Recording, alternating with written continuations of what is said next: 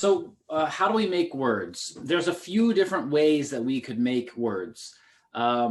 Most books or explanations talk about four main types, four main ways that we make new words. Prefixes.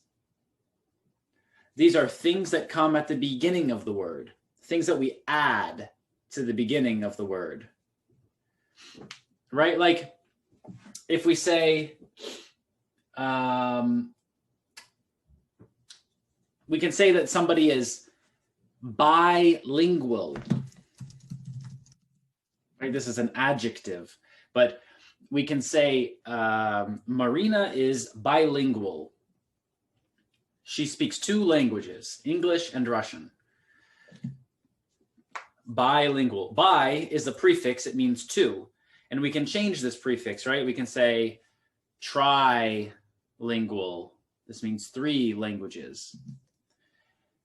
Right? So, so sometimes we use prefixes to add new meaning or to create new words. We also use suffixes. Suffixes. Suffixes are things that we add to the end of the word. And for example, ism. If we say Buddhism, Hinduism, right? Then these are concepts, these are ideas, these are philosophies, religions, right? So we make this into a noun. Ism tells us that this is a noun. It tells us that we are making a noun from this, right? And we can have all other kinds of isms too, like environmentalism, right? People who are working to improve the environment. We could say terrorism, something connected to creating terror, right? So prefix and suffix, things that we add to the beginning and things that we add to the end. Next, conversions. Conversions are basic. This is when we convert a word. We have a word that's usually a noun, like text, and we change it into a verb. To text. Do you remember what to text means?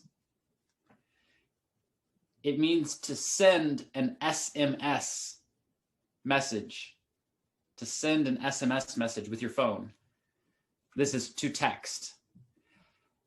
To send a text message. And for short, people say to text. I'll text you. Or everybody uses this one to Google. To Google, right? Google is a noun, it's a name, and people use it as a verb. Somebody says, "Oh, what's the capital of this country?" or what's the biggest city in this country? And nobody knows, and you say, "Google it." I'll Google it. I will Google it. So Google can be like a verb, right? It's a noun originally, but then we changed it and made it a verb just by using the rules of verbs with this word. That's all we need to do. To change it from noun to verb, we just start using it like a verb, right? And so you can do this with lots of words. That's why today's lesson is really important, because we're really learning the rules about how native speakers can break the rules, right? Why is it okay when native speakers make mistakes, and it's not okay when someone who's learning how to speak the language, when they make mistakes, right? Why is, when someone who's learning the language makes a mistake, it sounds strange, but when a native speaker makes a mistake, it's natural. Something like this, right? Not always, but why? Why does it feel like this? Because there are special rules about how you can break the rules. there are rules about how to break the rules. And this is every native speaker uses these rules. They don't know it they don't know that they do this, but there's some kind of rule, and usually many jokes in a language are connected to changing the rules or making a mistake with a rule on purpose. And this will make some kind of joke or other meaning, right? So if we know how to create new words, then we know how to use this language a little smarter, right? So so this is one example, and we'll talk about a lot more examples too. Another way that we create new words is compounds. When we put two things together, it's when we put two things together, right? So like backache. Ache is pain. It's when something hurts. You know, like there's different kinds of pain, right? Sometimes it hurts and it's like bigger and smaller, like pulse, like pulsating, right? So an ache is kind of like this, right? It's this longer, softer pain. And so backache is like pain in the back, right? We could say, I have an earache, for example. So these are just two words. We put them together, and now we have a new word. So those are the four main ways that we create new words: prefixes, suffixes, converting the word, changing it from a noun to a verb or from a verb to a noun, and compounds, putting two words together. Two other ways that we do this, we don't use them so much, one is called back formation. Basically, we have a noun, and this noun has some kind of suffix or prefix. It has some part that's added already, and we might take away the suffix and make a new kind of word. So, for example, we have the word intuition. Intuition. It's maybe you know this word, intuition. It's a noun. It's when you know that something will happen. Like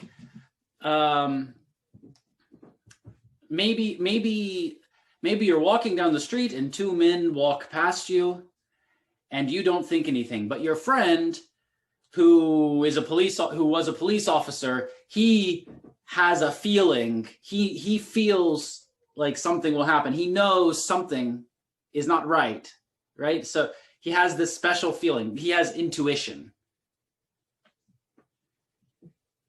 And so we could take the end of this word, intuition, and we could lose the end of the word and say to intuit something. To intuit something, to make it a verb now.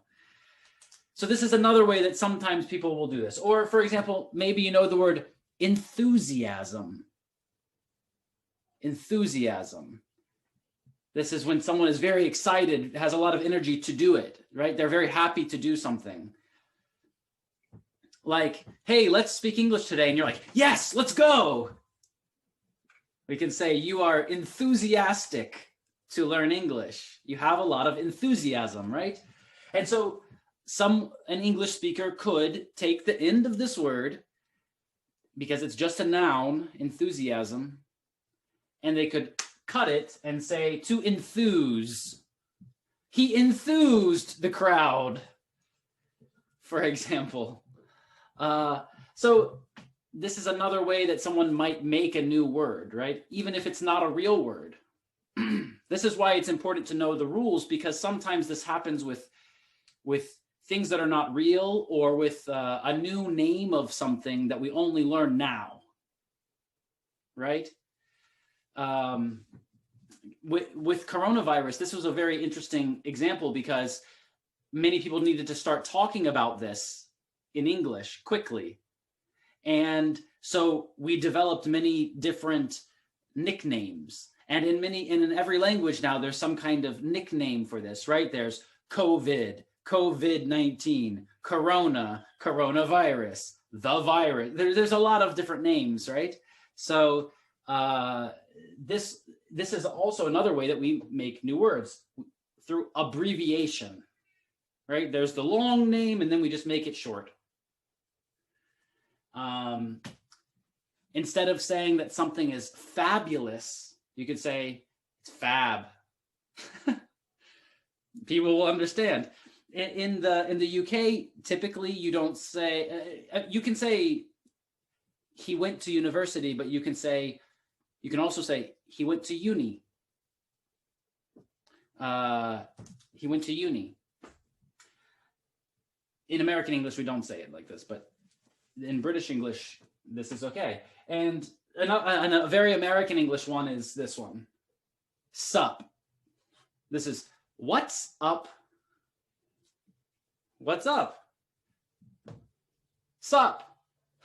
It's the same. Yeah. So again, this is just like, if you don't know this, if you don't speak like this, or then you probably don't understand what this word is, because it's not a real word. It's just a word that people use to shorten a phrase and everyone understands this phrase in this situation. So it sounds similar. It just sounds like someone very quickly said, "What's up?